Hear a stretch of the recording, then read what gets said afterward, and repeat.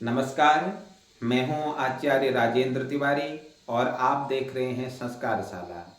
अक्सर जब हमको रात में स्वप्न में अगर सर्प दिखाई दिया तो हमें क्या करना चाहिए। कई लोगों के प्रश्न होते हैं कि रात में अगर स्वप्न में सर्प दिखे तो हमें क्या करना चाहिए और रात में स्वप्न में सर्प क्यों दिखाई देता है। जब हमारे कुंडली में राहु की महादशा प्रारंभ होती है, केतु की महादशा प्रारंभ होती है, या हमारे कुंडली में अगर काल सर्प दोष अगर बनता है तो हमें स्वप्न में सर्प दिखना प्रारंभ हो जाता है। यानी जब राहु की महादशा प्रारंभ हो, केतु की महादशा प्रारंभ हो, या हमारे कुंडली में काल सर्प बन रहा हो। देखिए, दो प्रकार से काल सर्प कुंडली में बनता है। एक तो जन्मांग काल सर्प होता है। जन्म के समय में अगर राहु और केतु के बीच में जब हमारे सारे ग्रह आ जाते हैं तो वह जन्मांग काल सर्प बोला जाता है, और एक वर्षांग काल सर्प बनता है।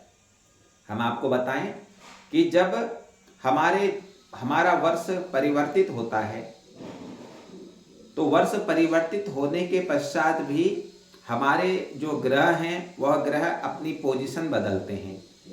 तो कभी कभी ऐसा होता है कि वर्षांग वर्ष फल में हमारा काल सर्प बनता है। तो जब वर्ष फल में हमारा काल सर्प बनता है तो तब भी हमको रात में स्वप्न में सर्प दिखाई देते हैं। तो डरने की आवश्यकता नहीं। कई लोग भयभीत हो जाते हैं कि हमें रात में स्वप्न में सर्प दिखाई दी, वो सर्प हमको काट रहे थे।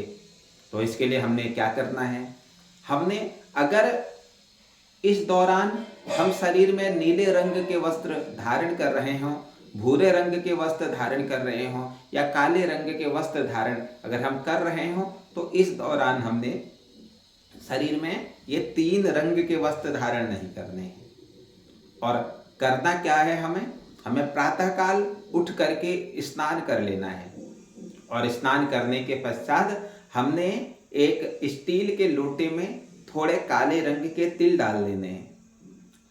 ध्यान दीजिएगा, एक स्टील का लोटा ले लेना है और उस स्टील के लोटे में हमने काले रंग के तिल डाल लेने हैं। थोड़ी सी शर्करा डाल लेनी है, चीनी, और थोड़ी सी पीले रंग की सरसों डाल लेनी है। और अगर पीले रंग की सरसों अगर हमारे घर में उपलब्ध ना हो तो हमने थोड़े पीले रंग के चावल हल्दी में पीले कर लेने हैं और वह लोटे में डाल लेने हैं। एक लोटा ले लेना है, उस लोटे में याद रखिएगा, उस लोटे में हमने थोड़े काले रंग के तिल डाल लेने हैं।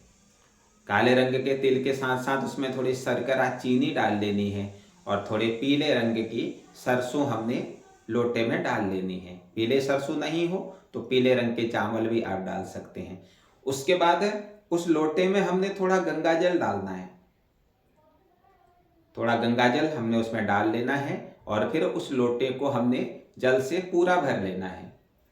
और हमारे पास के ही आसपास में जो भी शिव मंदिर हो, हमने शिव मंदिर में जाना है, और शिव मंदिर में जाकर के हमने 8 बेलपत्र भी साथ में ले लेने हैं। अगर बिल्वपत्र ना हो तो दुर्वा घास के 8 जड़ हमने ले लेनी है, 8 दुर्वा घास हमने ले लेनी है। और भगवान शंकर जी के मंदिर जाकर के ओम नमः शिवाय मंत्र याद रखेंगे।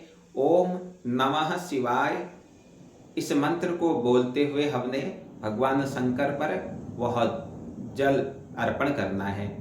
ओम नमः शिवाय का मंत्र मन मन में हमने इसका जाप करना है, और जाप करके हमने वह सारा जल भगवान शंकर पर अर्पण कर देना है। उसके पश्चात जब सारा जल हम भगवान शंकर पर अर्पण कर दें तो शिवलिंग की परिधि पर, याद रखें, शिवलिंग की जो परिधि, जो नीचे की जो शक्ति है, उस शक्ति में जो जल लगा हुआ है उस जल को हम अपने इन दोनों हाथों में लगा लें ऐसे करके, और ऐसे लगा करके हम अपने इस मस्तिष्क पर ऐसे करके उस जल का हम लेपन कर लें, और ऐसे जल का लेपन कर लें। और वह जो बेलपत्र 8 बेलपत्र हमारे हाथ में है, वह ओम नमः शिवाय बोलते हुए हमने वह 8 बेलपत्र भी भगवान शंकर के उस लिंग पर हमने अर्पण करने हैं। ऐसा करने से स्वप्न में दिख रहे सर्प हमें नहीं दिखेंगे। और अगर हमारे कुंडली में अगर वर्ष में काल सर्प बन रहा हो, वर्ष फल में अगर काल सर्प बन रहा हो तो उससे भी हमें निवृत्ति होगी। तो जरूर ऐसा उपाय करें।